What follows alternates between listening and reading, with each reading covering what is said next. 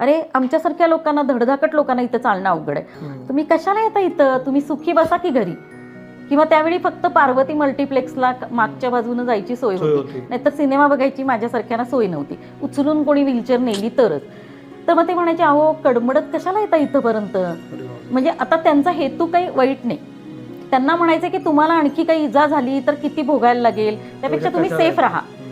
पण सेफ राहून सेफ एन्व्हायरमेंटमध्ये जगण्याचे सर्व तऱ्हेचा आनंद नाही ना घेता येत.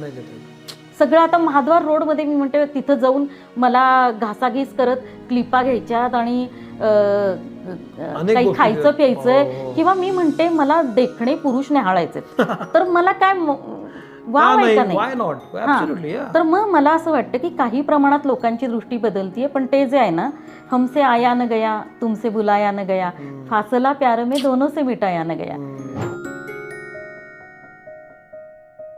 अरे, आमच्यासारख्या लोकांना, धडधाकट लोकांना इथं चालणं अवघड आहे. तुम्ही कशाला येता इथं? तुम्ही सुखी बसा की घरी.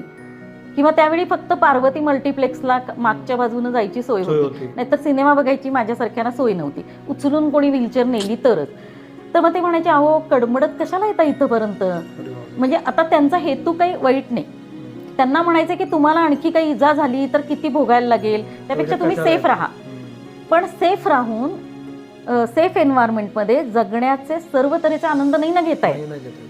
सगळं आता महाद्वार रोडमध्ये मी म्हणते तिथं जाऊन मला घासाघीस करत क्लिपा घ्यायच्यात आणि काही खायचं प्यायचंय, किंवा मी म्हणते मला देखणे पुरुष न्याहाळायचे, तर मला काय वाव आहे का नाही?